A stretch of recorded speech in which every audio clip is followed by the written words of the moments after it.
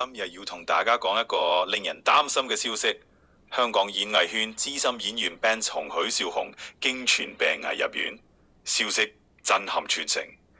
76歲嘅許紹雄一向精神奕奕，活力十足，佢成日拍片同個女打機、煮飯、玩遊戲，笑精不絕。但係就喺10月尾，突然傳出佢因健康狀況急劇惡化，病危入院。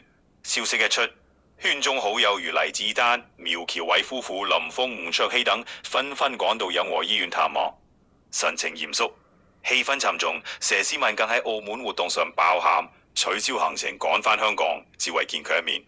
佢哽咽咁講：聽到消息溫係好心痛，佢係我好尊敬嘅前輩。據報道，許紹雄目前仍未恢復意識，需要依賴氧氣機協助呼吸。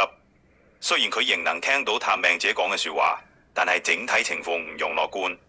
演員馮素波透露，佢仲聽到我講嘢，希望佢行得過。令人唏噓嘅係，病話前一星期，佢仲拍片同女打機，中秋節亦有出席飯局。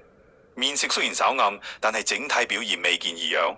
網民回看舊片嘅時候都話：點解會突然咁？